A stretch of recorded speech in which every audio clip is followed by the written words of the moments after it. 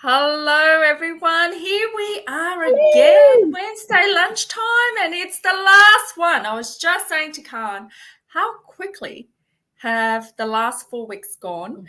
And we've been on stage every Wednesday, and I said to Khan, what am I going to do next week? Wednesday lunch. So it's been a nice little thing for both of us. Khan can speak for herself.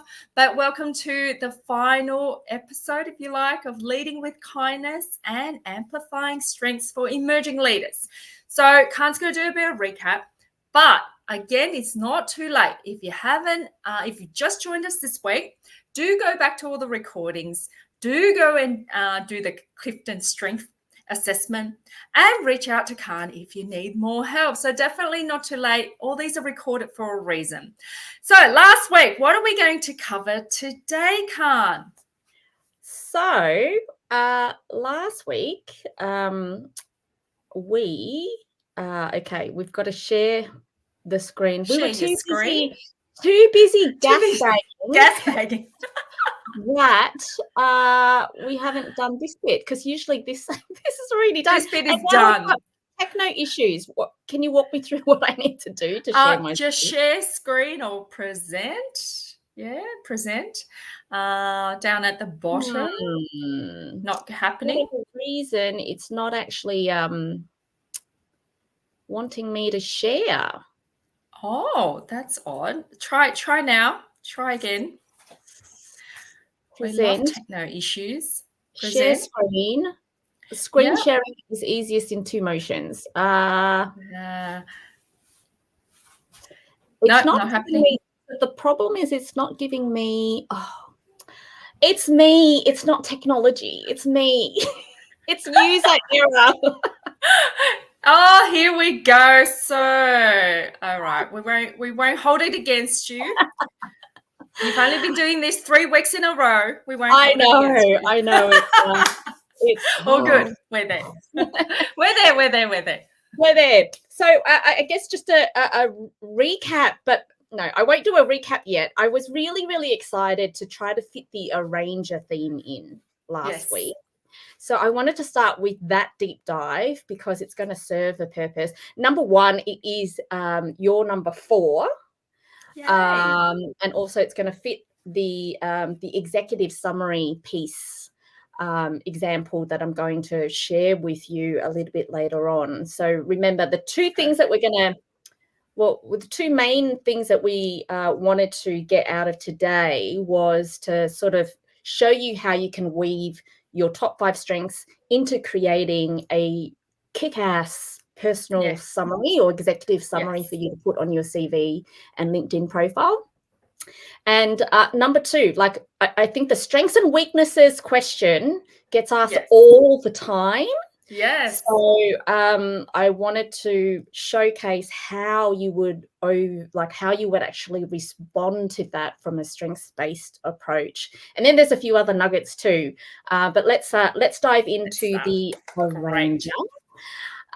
So what is awesome about the arranger theme is that folks that have this as their top 5, they've got this ability to orchestrate people and resources for maximum effectiveness. So it's a executing theme, and those that actually have this as their top 5, they sort of describe themselves as the following. So I am comfortable with lots of moving parts. Nod if this is you, Alice. Yes, this is me. I need a dynamic environment. Yes. I love initiating and managing the necessary change. I hate resistance to necessary change. And I bring flexibility and interactivity into the workflow.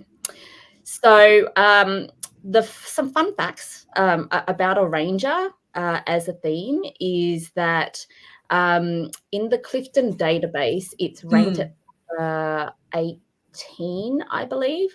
Yes, number 18. For us ladies, it's 21. For the males, it's 19. And in Australia, a ranger is ranked at about number 16. Right. So yes, so these folks that have a ranger in their top 5, I sort of describe them as the juggler, a conductor, a multitasker. Yeah.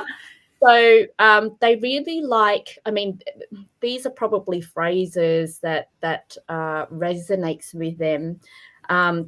They love complexity, and they work Yes. really well with complexity and sort of like slicing it into something that's really simple for everybody else to go follow. Because for them, it's all about maximum productivity. So they can rearrange Yes.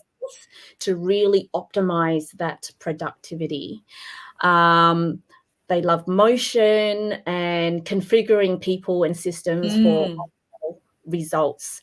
So at their best, flexible organizer, juggler, Mm. aligns and realigns tasks to sort of find the most productive configuration possible, efficient, Yes. and like I said, a conductor. At their worst, they lack structure, so they could be perceived as, because they're moving, right, constantly moving, Yes. shifting. They could be perceived as lacking structure, too flexible, doesn't follow the existing rules or Yeah. procedures, and constantly Yes. changes priorities. So lacks that vision. Yeah. What are your Well, thoughts for with? me, it's more I change my mind very often, and my mom hates that about me. I can't make a decision because I'm constantly in my head juggling, various choices. And yes, so I'm very flexible. I was very flexible with my team Yep. until they push me to my boundary, and then I'm firm and very decisive. So I'm a Yeah. bit weird in that sense. Okay. So a ranger's needs on a team is to Mm. design a plan. Um, Yes. and as a leader, it's about configure for productivity. Yes. In conflict, it's all about that flexibility. Mm. So yes, so that's I think that's, I can't Great. remember Great if that's how we summary. structured it, but yes. Does that sort of make sense to you as an Yes. observer? Yep. Love it.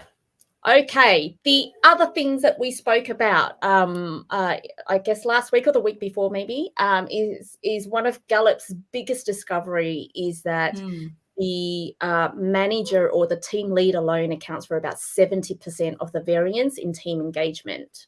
So Right. it's pretty big. Um, Yeah. but it sort of makes sense too, right? And I think we touched on this where an individual contributor who's brilliant as an engineer gets moved into a team lead Mm. role without any proper training on how to, or expectations put out there onto, what is actually expected when you're having to manage people. So we Yes. looked at the key responsibilities of a great manager in a team lead, and we also looked at the difference between outward leaders and inward Yes. managers, right? So these bits here is, um, that's really what great managers should be responsible for, Yeah.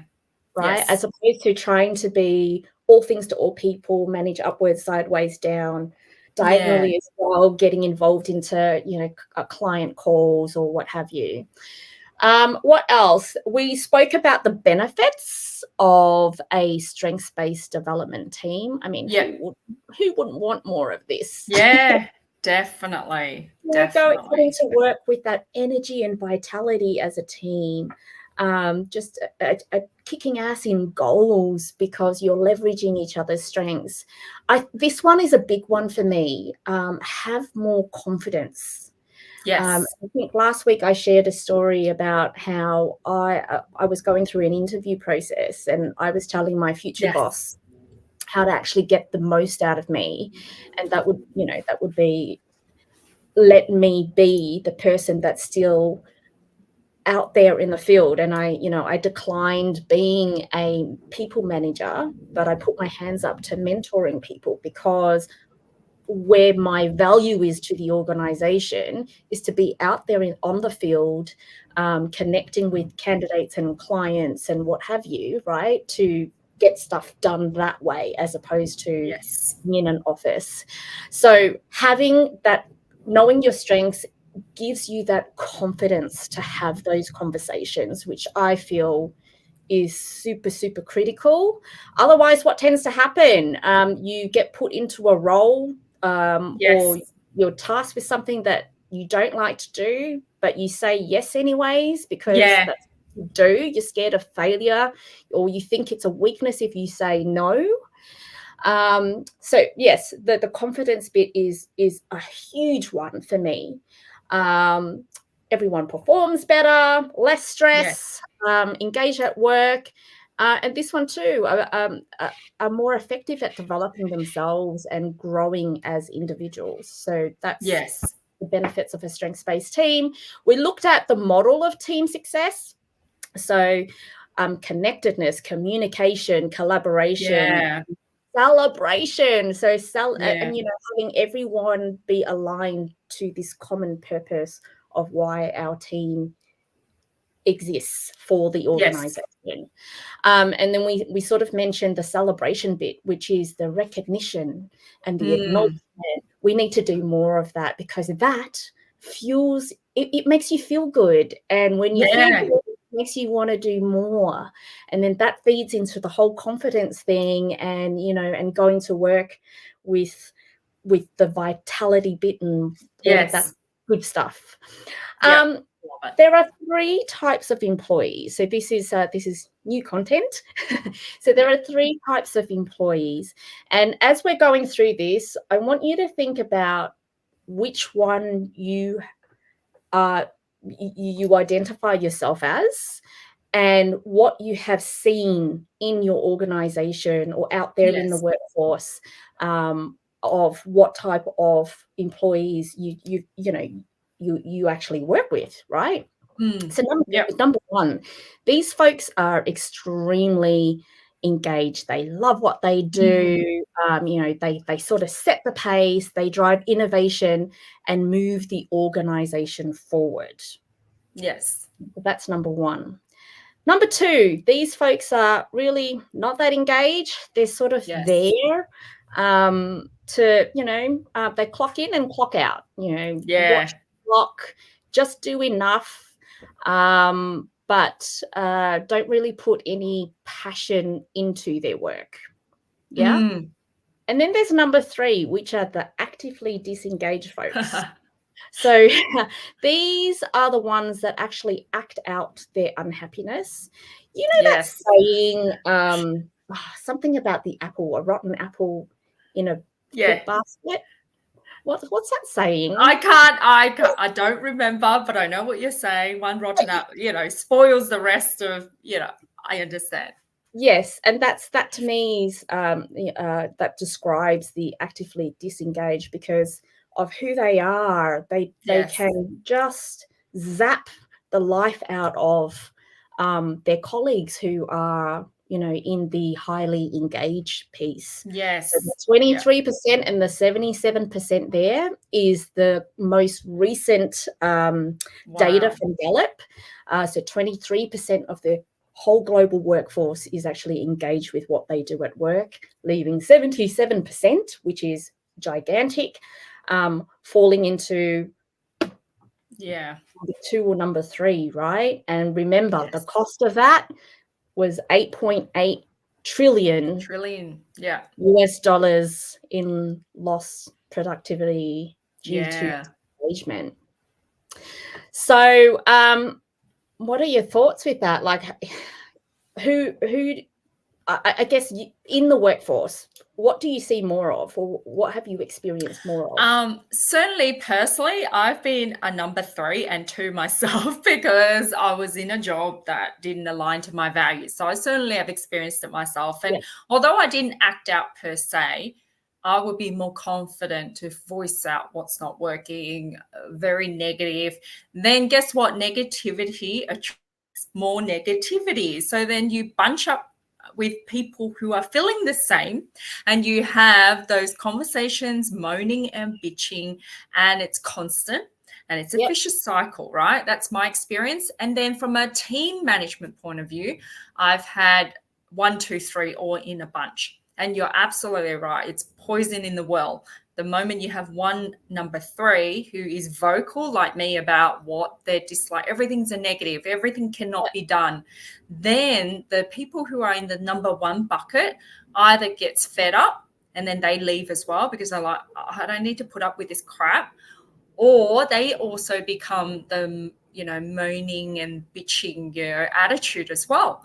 So it's so important. And I'm not saying, I think in a world realistically, you either inherit a team with 1, 2, 3s, and if you're lucky, you might inherit 1s and 2s, and you can kind of manage the 2s. Yep. But if you get all 3, I think as a experience, whether you're experienced or as an emerging leader, the best you could do is really just manage them individually, but also give that team direction. And then if it doesn't work out, I've had situations where I've had to manage out the number 3s because I can't risk the whole team not working with just one person. I don't know. That's What's your right. experience, Khan? Yeah, I mean, I've experienced where the number 3s stay around and the number 1s just go, what is happening here? And Yeah. sometimes the number 3s stay around because as a manager, it's a cushion. Yes. What I mean by that is sometimes, okay, I might get shot here, but sometimes if you're not a confident manager and you sort of keep the number 3s around because they don't make you shine, like, what's the word that what am I trying to say here? They're not taking away the limelight from you. Yeah. Yeah. Does that make sense? Yeah. So they're not rocking the boat too much. And it's also they're especially those ones who are doing their work also, because I've had Yeah. situations where I can't pick on their performance because they are doing it as per the JD. So you're in a rock and a hard place. You can't do much with them. Yeah. Can't pull them out and performance measure them because they're just doing their job, but Yeah. their attitude stinks. Yeah. And so one of the greatest way to change this around is to really look at what they're innately great at, and Yes. does that align? Like, do these folks here get to do what they do best every single day? And I guarantee you, if you ask these folks here, the answer is hell no. Yeah. And Yes. so one of the most direct ways for you to really pivot the 2 and 3 is to look at their innate strengths, and then as a manager go, okay, maybe they're just not aligned. Maybe the expectation is not aligned, and maybe the job that I've put them into, or that they've been doing, if you've inherited a team, if they've been doing this for a while, maybe there's a misalignment there, and we need to look at that. We need to either go a role that is better suited for them, or move them to another department where the role is better suited for them, or actually have that tough conversation and go, hey, I don't think there's anything here that's going to actually fulfill you and make you happy. I think moving on and moving to another company is the right, and it's okay to actually have those conversations. Absolutely. Yeah. But I Anyway, think you're right. Anyway, emerging leaders, if you're new to this, I guess they don't have the confidence and the fear of losing a person in the team. They may think it reflects badly on me, or I can't lose this person because there's just so much work. So I can't afford a vacancy while I recruit. So all those things I've thought about those as a team leader, but at the end, I usually just bite the bullet and make it happen, because it's the short-term pain for Yep. long-term gain. Yes, absolutely. So that brings us to the next Yay. topic here, which is the Great. evolution of team. So whilst I'm going through these three different team archetypes, I'd love for you to sort of think about in your present situation, which team type do you currently fall into, right? So the first one is what's known as the dependent team. So these are a collection of different individuals who have their own roles, work under a manager, and the manager is in charge with the agenda, priorities, rules for the team. Each team member is actually looking at the manager to provide work assignments, solve problems, make decisions, etc., etc. So Yeah. there's they lack the collaboration piece with these dependent teams, because it's hard to sustain, right? Because they're all sort of looking upwards for what's Yeah. next. So task orientation, where individual growth and development engagement are often actually ignored. So that's what a Yes. dependent team is. The next one is what is known as the independent team. So these folks sort of have their own roles. They work on their own tasks, silo working Yeah. with general sort of directions from a manager. High performance level do not come easy for independent teams, and it requires sort of like effort to actually improve and develop these folks, right? Because they're Right. working in silos. Yes. When identifying areas for improvement, it's all about creating the improvement plan, etc., etc. So this independent team are silo working. They're owning everything. Their to-do list is so long because they think they have to be all things to all people. Yeah. So that's what an independent team is. Interdependent team is one that rely on each other to get work done. Yeah. They position team members so that each can actually do what he or she or they does best. Yeah. Focus on each person's strengths and manage around weaknesses.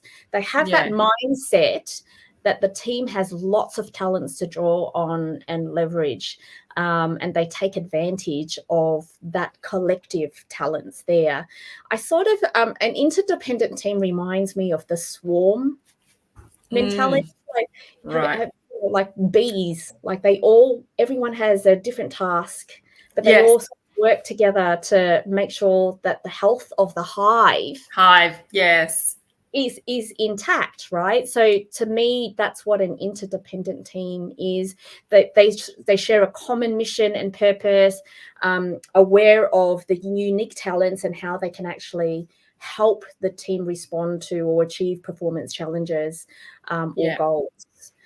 So Great. based on that, what sort of team have you had the pleasure of what resonates with you out of these three different team types? Definitely interdependent team, but yet in a large corporate, you probably have all three. And that's where the fun happens, because that's where the frustration or the politics come through, because I've worked with independent team in the same company. So everyone's working in silo. So yeah, but I personally love to work in an interdependent team. Even though I might be the leader, I'm only as good as my team. So Yeah, I'm always trying to collectively, who's doing what, who can help out with what. But when faced with teams that are in other functions that are an independent team, that's where I guess frustration can come across, because we're not aligned. Everyone's yeah. working in silo. We don't get things done with the other team. So I'm actually curious, from what you've seen, does the company culture get dictated by the variety of these three teams within the culture? Is that how it works? Yeah, yes, but it's all dependent on who's leading that team and Yeah. their experience of, the team. I mean, if you've never been in a interdependent team before and you've always been in a dependent Yes. team mode, that's all you're going to be, right? Because you Yes. That's all you know. only know what you know. Yeah. Yes. And so it takes a lot of training and open-mindedness to actually move from these two bits into becoming Into this yes. interdependent team, right? So if you have experience of the beauty of an interdependent team, Yeah. aka a strengths-based team, Yeah. then that is what you're going to apply and create in any Yes. future team situations that you manage. So the beauty of being an emerging leader is that Mm.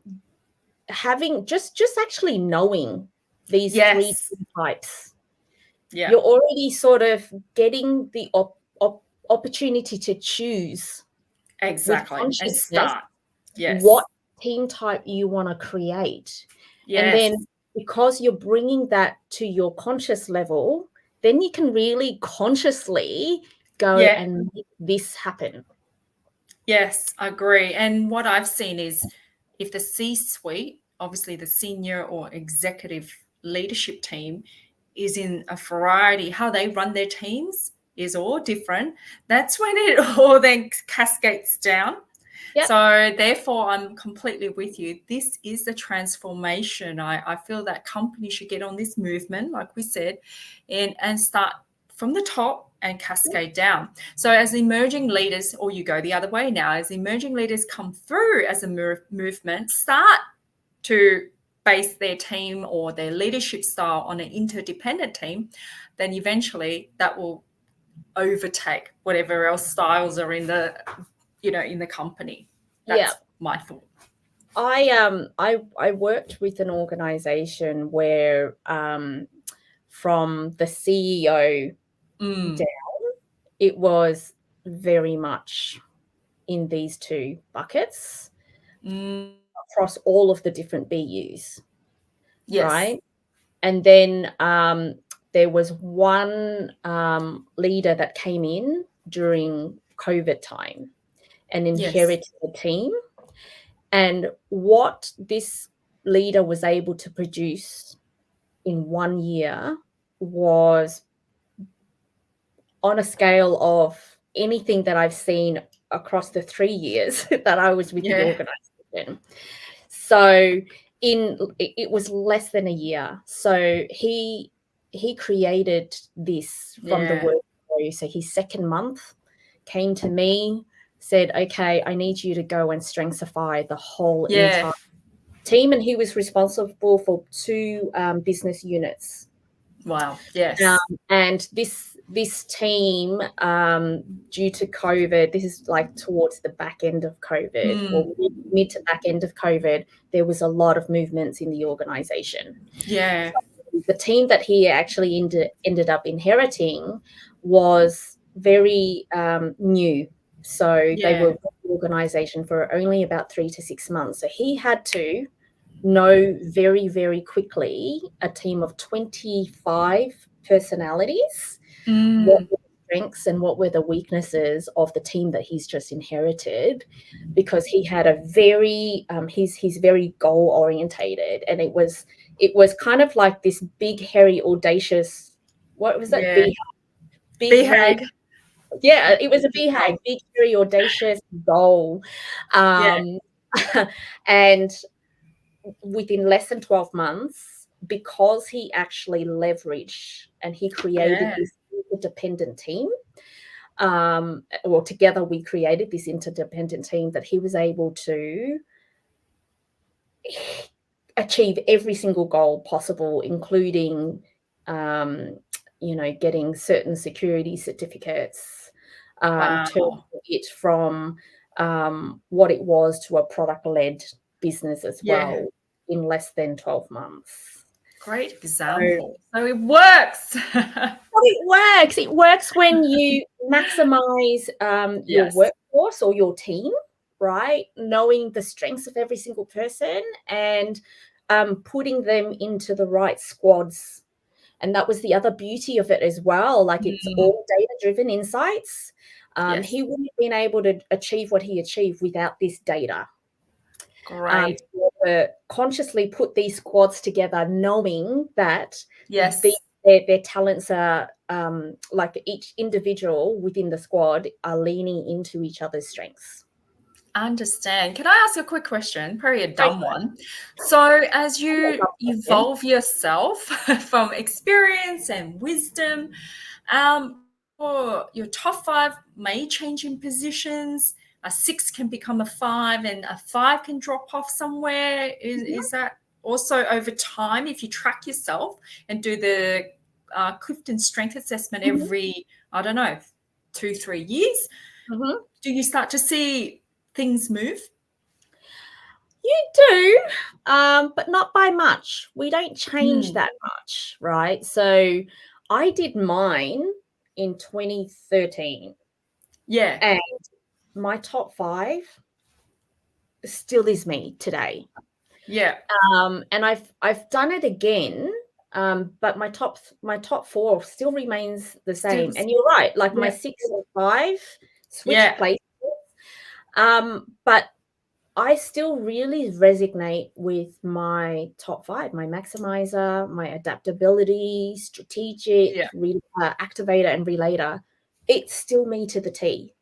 Yeah. Right? So my top 5 reveals how I think, feel, and behave, and it still resonates with me. If you've moved from an IC, individual contributor, into a management role, you may see a bit of a shift. Yes. But it's not going to be an immediate shift, right? Dramatic. You've just been promoted into a leadership role. That shift isn't really going to happen until probably you're 6 to 12 months into your gig. Yes. Because your priorities changes. Yeah. And so the way that you respond to those statements obviously will change as well from a scale of 1 to 5. Great to know. I was just very curious. I'm set in my ways now, it sounds like. This is it. This is me. Take it or leave it. Take it or leave it, exactly. Lean more into it, if anything else. So, a natural person's talent helps to describe them, right? So these are things that some people just do naturally. Talents are spontaneous, sort of top of mind, and perhaps even subconscious reactions of situations you encounter. So they are what you do well every time without even thinking about it or breaking a sweat. Yes. So our talents help us to understand who we are. They describe us, they direct our action, they explain why we are actually better at some things than others. They help us understand how we naturally think, feel, and behave, right? And get insights into those behaviors. And, they help us filter the world around us, and they affect our ability to reach our goals and desired outcome. So that's so important to make sure that your innate strengths aligns with the task or whatever it is that you're set to do. Otherwise, there's going to be more of the 77% of disengagement. Correct. More trillions of dollars going down the drain due to disengagement. What else? Oh, we're at the executive summary. So what I'm about to show you is very new and very fresh. So it's not new, it's fresh, meaning that this particular example was one that I just did yesterday for a candidate. I coached a candidate and went through this with her yesterday. So let me share with you her current. So this was what she had as an executive summary. I won't go through them. Yep. But you know, it's good, but it could be so much better. Like like to Mm. me, an executive summary is the window to who you are, and Yes, correct. it's your opportunity to showcase that to recruiters, to anyone that's reading your profile, whether it's a CV or LinkedIn, right? Yes. So this is their go-to. This is what they're Mm. going to look Yep. at first, and if it doesn't resonate with the reader, or if it doesn't excite Yeah. the reader, then guess what's going to happen? You get no calls. No calls at all, no TLC. Yeah. And unfortunately, that's how it is. I think, Yeah. I mean, as a recruiter myself in the past, unconscious bias. I mean, that's just Yes. another kettle of fish altogether. But we get thousands and thousands of Exactly. applicants, right, for a role, and to sift through, I Yeah. mean, those that have more than 3-4 pages, that just is a bunch of words flown Yeah. at you. They tend to, I mean, again, no callback, right? Yes. So this bit here is so important. It's your Mm. elevator I pitch. agree. It's Yes. everything. It's insight into who you are. And so when you're looking at this, Alice, what are your thoughts? Like, what sort of comes up to you when you're looking at this summary? I think there are lots of pretty words, and it'll probably get picked up by the applicant tracking system, potentially, depending on the role. There's some, big names on there, which I don't feel that it's necessary because it's probably in your experience. So I just feel like, look, it's prime real estate. She's probably wasted, the words that are probably not necessary and doesn't tell me what her strengths are. It's Yep. just really based on what she's done. Yep. Am I right? Yep. 9 out of 10? 9 out of 10, Alice. This is what her top 5 strengths look like. So, Yeah. relator, arranger, individualization, responsibility achiever. And Yeah. in my session with her, I was telling her, because she shared the role that she's looking to apply for, right? Yes. And so her relator cultivates deep, trusting relationships with Yeah. colleagues and clients, creating that strong collaboration Yeah. environment that enhances team cohesion and project success. The arranger is that that ability to orchestrate multiple elements of Yes. the marketing campaign with ease and like just no brainer. So ensuring that complex projects are well Yes. coordinated and executed flawlessly, Yeah. maximize efficiency and impact. Individualization recognizes and values the unique attributes of team members and Yes. clients. So it's about that tailored strategy and communication to meet the diverse needs and leverage the individual strengths, right? So lots and Correct. lots of stakeholders, Yeah. holder management. No one wants the one size fits all approach to Yeah. everybody. Responsibility. So this candidate, because the responsibility is so high, it's about taking ownership of projects with Ownership. that Yeah. strong sense of duty, Yeah. ensuring commitments are fulfilled with, Mhm. a high degree of reliability and Yes. excellence. So instilling the confidence to stakeholders. Um, the achiever in her has that natural drive to Mm. accomplish and excel, right? Yeah. Consistently pushing projects towards with energy and determination, ensuring that goals are not just met, but actually Yeah. exceeds it, Correct. and setting new standards of what success looks like. So Yes. that's what her top 5 reveals about who she is. So when we Yes. went through this, I got her to put this into a paragraph, Yeah. right? Mhm. And mind you, you don't. It's not a perfect execution the first time. You Yes. probably have to redefine. But Yes. isn't Yeah. that awesome insight Yeah. who you are to then go and put that, because as human beings, as individuals, we suck with selling Yes, ourselves, but we're of really course. great at selling someone else, or at least Yeah, showcasing someone else's awesomeness. totally. Yes, So I agree.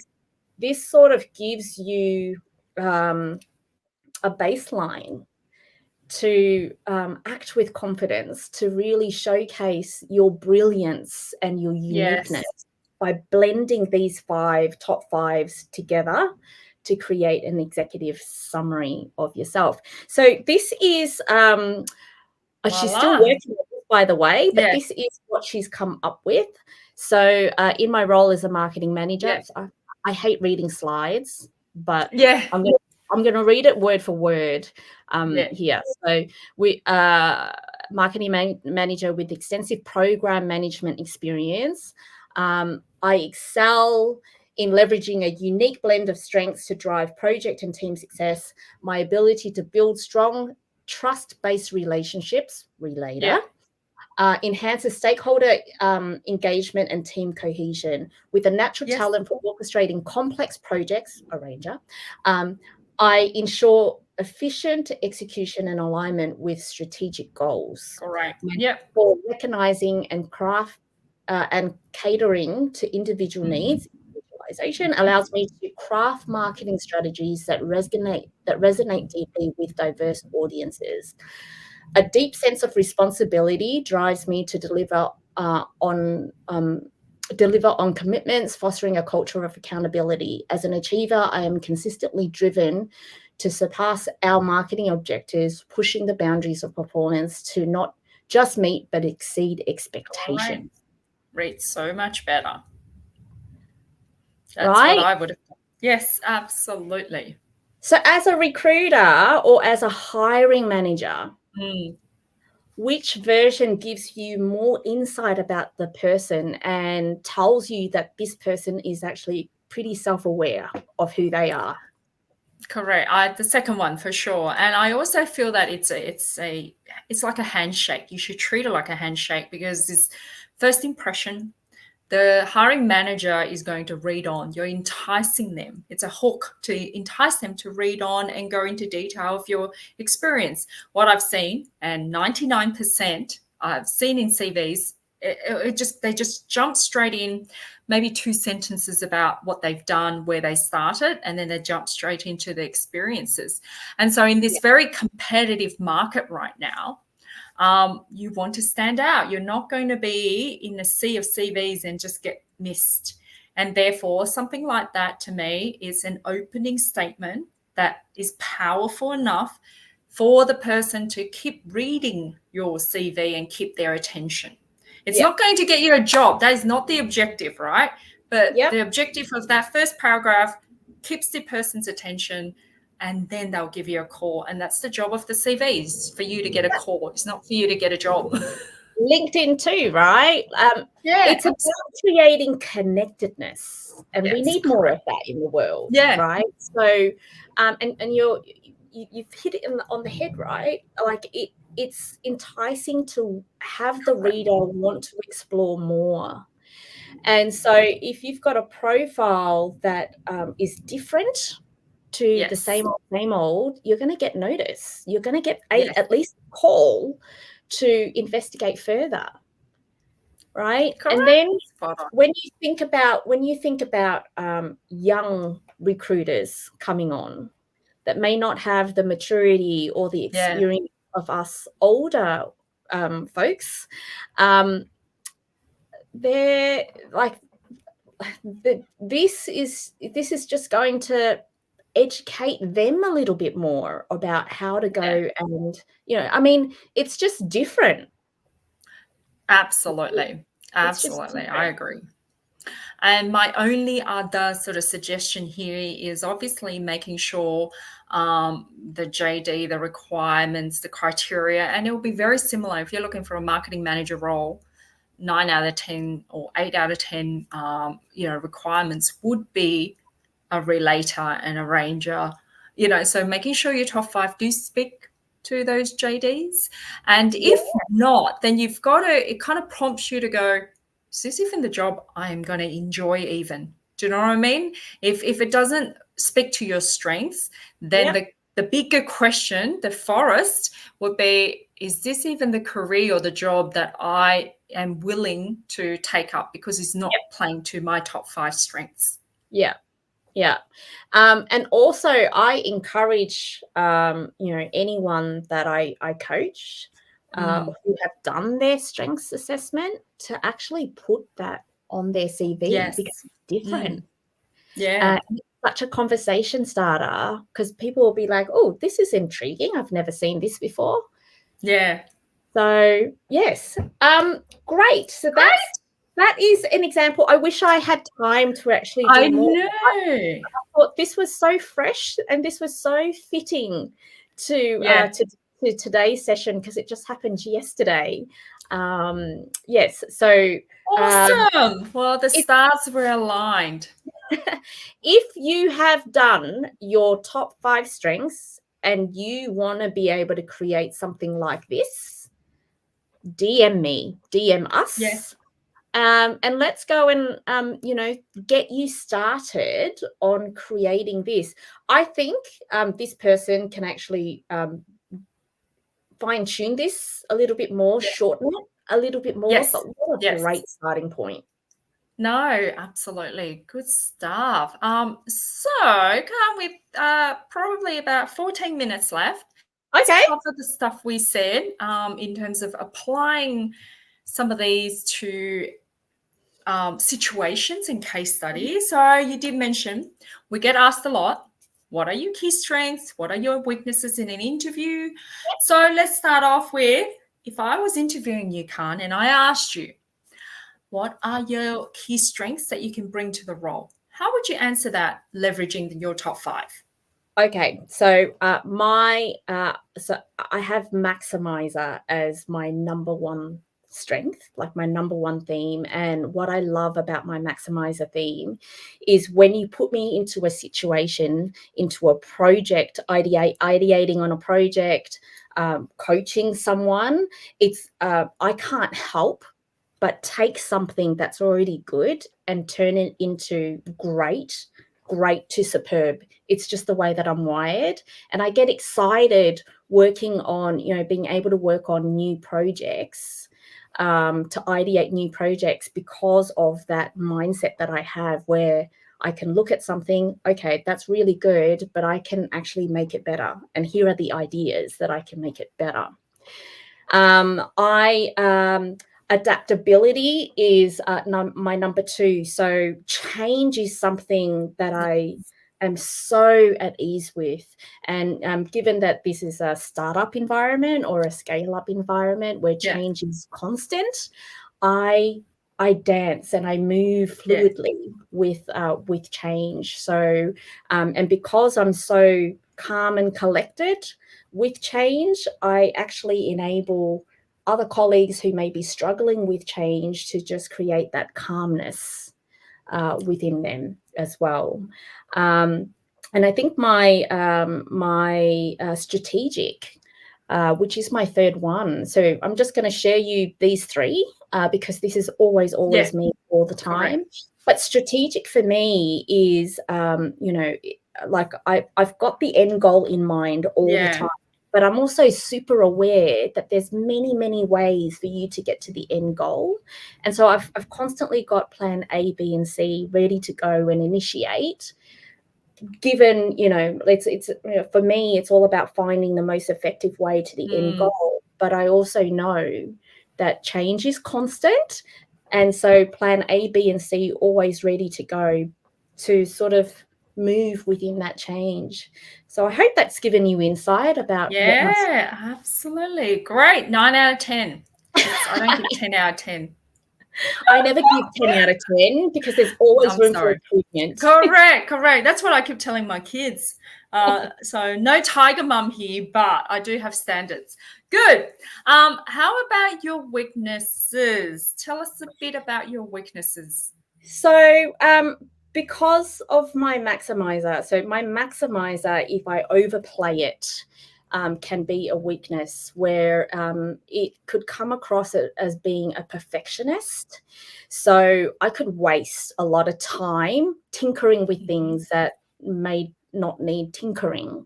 But how I've actually managed that weakness is I know that within myself so well that I partner up with someone who can tap me on the shoulder. So I've given them, this is my strength and this is my weakness.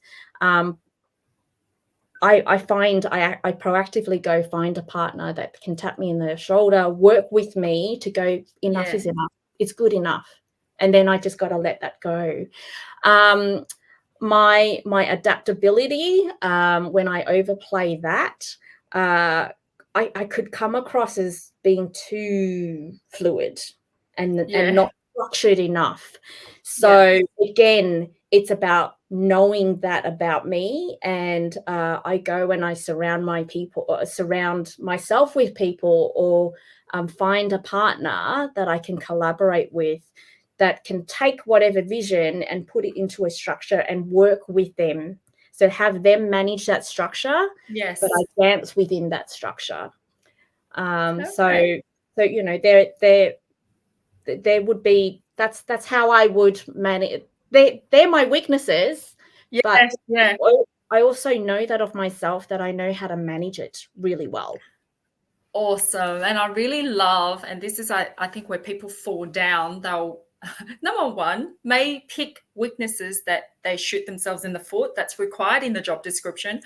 Second of all, they don't mention what they're doing about it or being mindful of it and how to counteract that weakness. Right. I like the fact you go, I maximize this and therefore I play to my strengths, but mindful of the weaknesses. And this is what I do when I am aware of it and being mindful of it. So that already is 2 interview questions and how to answer them almost perfectly, 10 out of 10. That last one, I've got to give you 9.5 out of 10. Okay, perfect. All right, let's pick another case study. We've got about 9 minutes. What if I am a new manager? I am still not confident about running my small team, and now I need to have a performance conversation. So I'm stepping into the room now, nervous, obviously, bit awkward, don't know how to navigate through this conversation. So if that was you, Khan, with your top 5, how would you go about it? So I'm just going to pull this up, right? Oh, sure. Just so you can see my top 5 there. In a performance role, like, I'm going to activate my maximizer because it's about taking good to great, right? This is what I leverage all the time, because so my maximizer and my relator. So relator is about deep relationship building. Relationships. Now, for starters, in any performance conversation, make sure you've actually put a bit of detail into it. Yes. And my maximizer will always go into, okay, here is what I really, really like about what you've done. Here are some suggested improvement areas.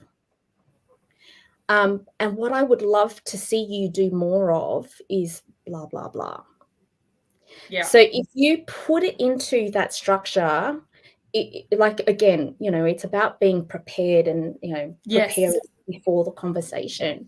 And it makes it so much easier if you've strengthified your team, because you can sort of fit your conversation and individualize your conversation based on what their talents are in the context of their role, and break it into those three bits. Here's what I love about what you do.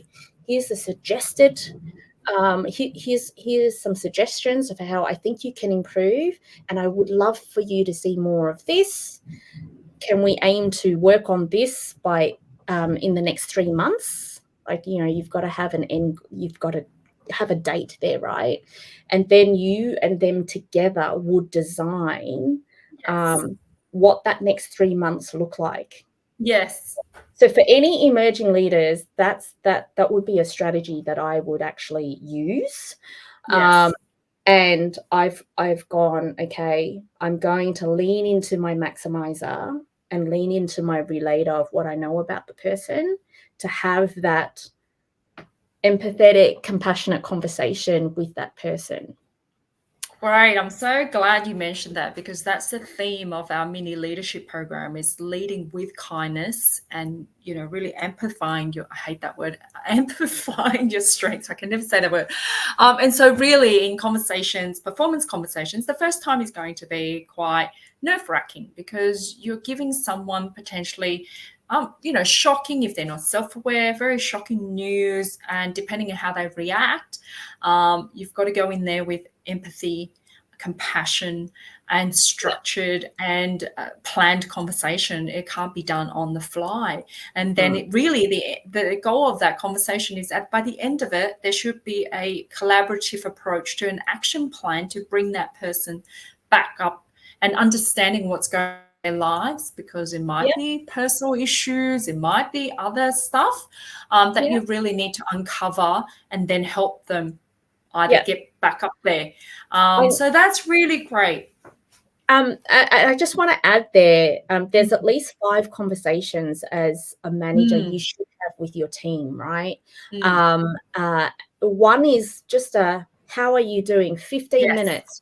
It's a connectedness thing. It's non-work related. And that should be a weekly thing that you would have. Correct. Even if it's a remote team, just a 15-minute connect. Just go, how is your weekend? Or if you know something about a challenge that they're going through, ask them about it in this 15 minutes of no work-related thing. It's an opportunity for you to connect with your team members. And then once you've got that, then you have your weekly 30-minute or 45-minute connect. Where it's more about the role or what you achieved the previous year, what acknowledging what they've done really well and celebrating that, as well as an opportunity to redefine or reshuffle some things. So then they're it's addressing the challenges. It's acknowledging that it's there and you're there with them to help navigate it. Fantastic. I love it. We can go on and on, because I have so many. There are 3 more conversations, but we don't have time. Give me another case. No, we don't have time. Okay, quickly. Okay, I'm a new manager. I'm trying to make an impression with very senior stakeholders who I never dealt with before, because I was an individual contributor. So now I'm going into this meeting and I'm presenting. Nervous again. What if they ask me a question I don't know and they're so senior? Am I going to come across really dumb? So how would you play to your strengths in that 1 hour of presentation where you are the show person? So number 1, I got to research my audience. I've got to know what my audience is like. And if there's a strength, if there's already this in place, it's a lot easier. But if I don't know that, I'm going to do my best to at least know who my audience are. You can do that through LinkedIn, through having conversations with your other colleagues, to sort of just have basic understanding, right? And then you got to prepare. It's knowing your content. If you are a nervous speaker, okay. And I sure have been in that situation, even though I lead with influencing. I've had moments where I've gone panic attack, or I've gone imposter syndrome. I always find someone that could be my number 2. So, they can help me move things like there is a brain fart moment. Like having somebody that you can practice your content with. It's so important to practice, even if you just get up, video yourself. I advise you, if this is your first time doing it, and this is what made me overcome my presentation, speaking on stage thing. I did Toastmasters. Yeah. So, Yes, I I would always advise encourage you to people to go do and that. do Toastmasters Yeah. to get over that confidence. But, again, it's like, what can I actually leverage? What can I lean on? Be intentional about my strengths, maximize it. So with me, I've been in situations where, I think it was the second session where I've gone, "Oh, I feel a little bit nervous." Yeah. Acknowledge it. Yes. Yes. Acknowledge And I'll that do dry nervousness. runs. Yeah, I always do Yeah, dry run and dry align runs, everybody beforehand, totally. get all the questions beforehand. Hey, if I was to present this, what would you ask me, and get that prepared. So that's what I've done before, because I have done a lack of preparation because I'm running in there without time to prepare, and it was a major failure. Like I felt so, I wanted to dig a hole and just hide, because I was presenting to all these APAC vice presidents.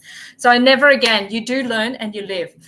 Yes. We're out of time, Khan. Like I said, we could have so many applications. Oh, So I think, if I get really good feedback, I think we can come back later on and get your stuff out of the way. You've got other, I know, very exciting things you're launching.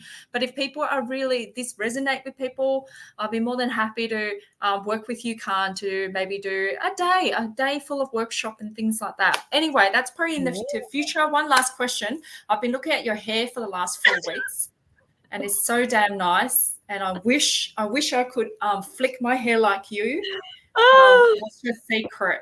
Is the last question we'll leave with the audience. Probably not so much for the males, but females who want nice hair. What do you do? oh God. I wash my hair twice a week, and both times I wrap it in I don't do this with my hair. I sort of towel dry it and I wrap it in a wrap for about 30 minutes, because hair loves moisture. And when you do this, you're getting rid of moisture. And then I put a leave-in conditioner once a week, followed by, like, when I leave that leave-in conditioner, once I've dried my hair, I actually put a curling thing through it, which makes it shiny. I'm so jealous. And smooth. So that's my hair regime. But thank you for asking me that. I've had a lot of people mention that on my LinkedIn post. So there you go. Well, I did it for everybody. I sacrificed and asked Oh, the question. thank you for that. Hope that didn't come across creepy, but I am very jealous. And if you ever want to donate your hair into a wig, I'll buy it. Okay. First thing All clear. right. So, departing words, if you need more assistance and support from CliftonStrengths assessment, or even some coaching, Khan's your person to go to. If you're looking for a job and not getting anywhere, then I'm your person. Whatever it is, find us on LinkedIn, DM us. I'm sure we can find a way to help you. But you need to make that decision, but more importantly, take action. So it's been very fun, Khan. Love it, love it, love it. The hour just goes. I So know. thank you, everyone. And see you next time. Bye. Big hugs. Bye. Bye. Well,